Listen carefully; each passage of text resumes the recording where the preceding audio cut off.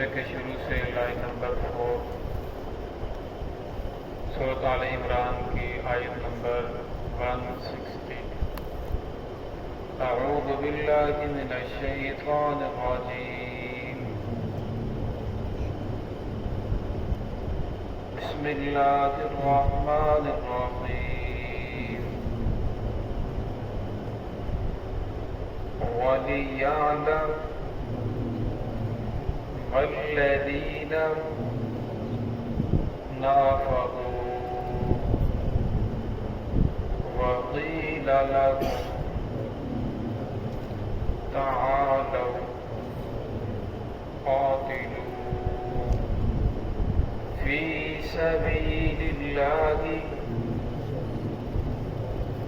أو ادفعوا، قالوا لو نعلم قتالا لاتبعناكم، هم للكفر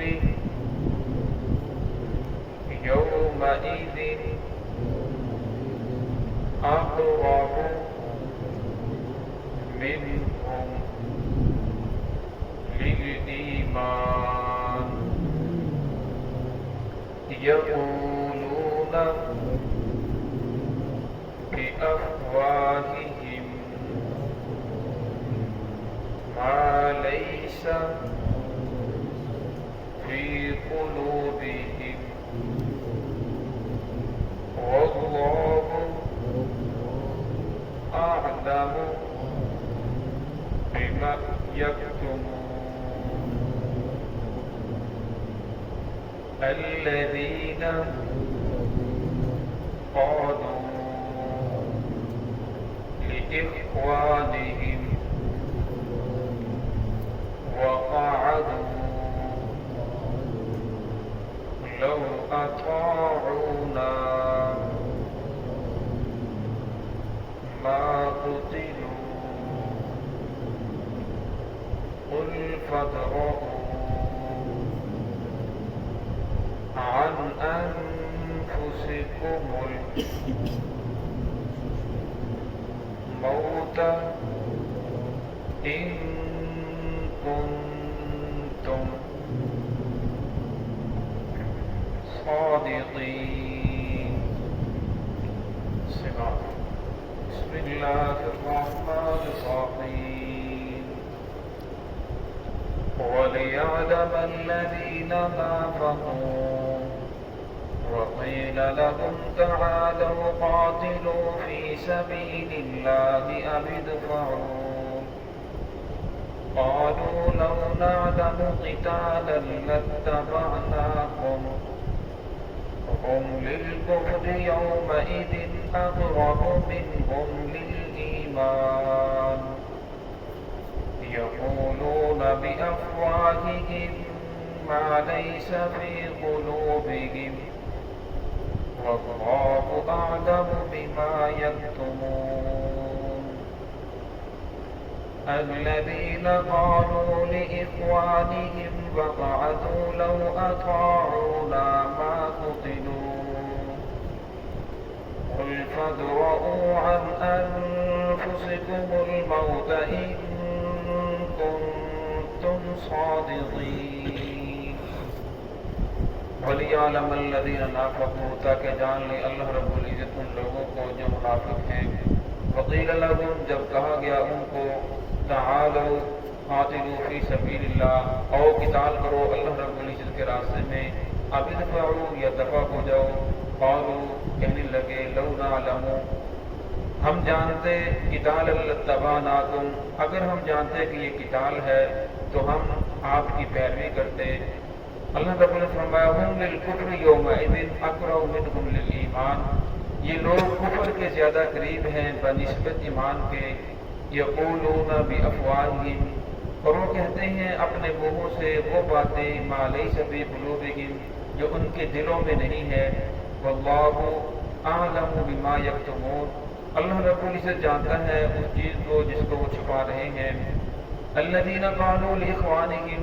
اور وہ لوگ جنہوں نے کہا اپنے بھائیوں سے وقعتو بیٹھے رہو لو اطاعونا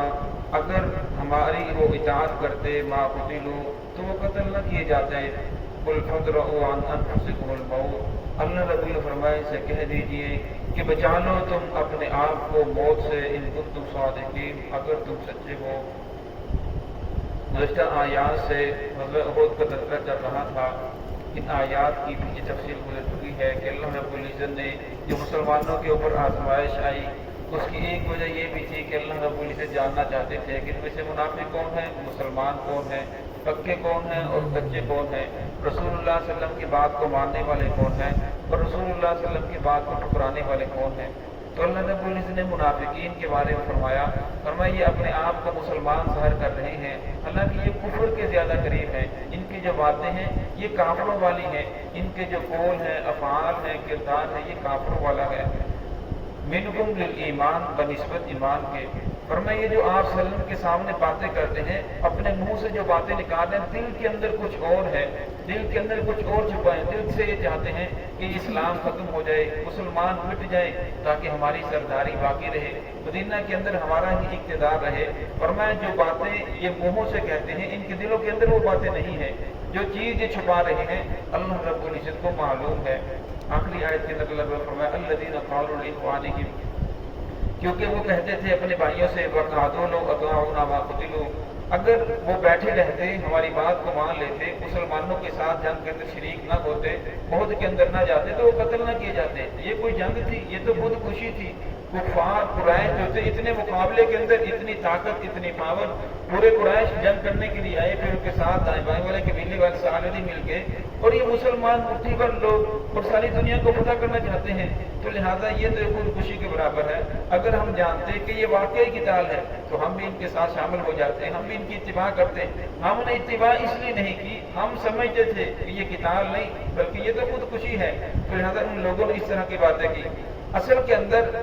وہ لوگ ان کا آخرت کے اوپر یقین نہیں تھا، اسباب کے اوپر یقین تھا۔ اب موت کیا ہے؟ بعض لوگ سمجھتے ہیں کہ موت زندگی کا ختم ہو جانے کا نام ہے، حالانکہ ایسی بات نہیں۔ موت زندگی کا ختم ہونے کا نام نہیں بلکہ موت کے انتقال کا نام ہے۔ ایک جگہ سے انسان دوسری جگہ منتقل ہو جاتا ہے، جس طرح پہلے انسان جو ہوتا ہے عالم رواں کے اندر ایک روح کی شکل میں ہوتا ہے، پھر اللہ رب العزت اس کو منتقل کرتے ہیں دوسرے مرحلے میں، پھر شکم مادر کے اندر وہ منتقل ہوتا ہے، پھر ماں کے پیٹ کے اندر وہ 5-6 مہینے کھاتا بھی ہے، پیتا بھی ہے، ہر چیز اس کے اندر، لیکن سانس لینے کے لیے بھی اللہ رب العزت نے اس کے لیے اسباب پیدا کر دیے۔ وہ ایسی جگہ ہے جہاں سانس لینے کے لیے بھی انسان کا کوئی راستہ نہیں ہے۔ اللہ رب العزت اگر یہ لوگ منقلوں کے اندر بھی چلے جائیں تب بھی موت ان کو وہاں پہنچ کر رہے گی۔ کتنے بچے ہیں جو ماں کے پیٹ کے اندر بھی چلے جاتے ہیں، فوت ہو جاتے ہیں، فرمایا فرشتے کو وہاں جانے کے لیے بھی کوئی تنگی نہیں ہوتی۔ تو فرمایا یہ ایک وہ مرحلہ ہے جب انسان عالم ارواح کے اندر ہوتا ہے، پھر دوسرا مرحلہ انسان ماں کے پیٹ کے اندر آتا ہے، پھر وہ سمجھتا ہے کہ سب سے بڑی دنیا یہی ہے، پھر اللہ رب تیسرے مرحلے کے اندر جب اسے دنیا کے اندر منتقل فرماتے ہیں، پھر دنیا کے اندر کھاتا پیتا ہے، اس کا وجود بڑھتا ہے، اس کے احساس ہوتے ہیں، اس کی عقل کام کرتی ہے، ادراک شعور ہر چیز اس کی کام کرتی ہے، وہ جوان ہوتا ہے، پھر ایک وقت آتا ہے پھر موت کے ذریعے اس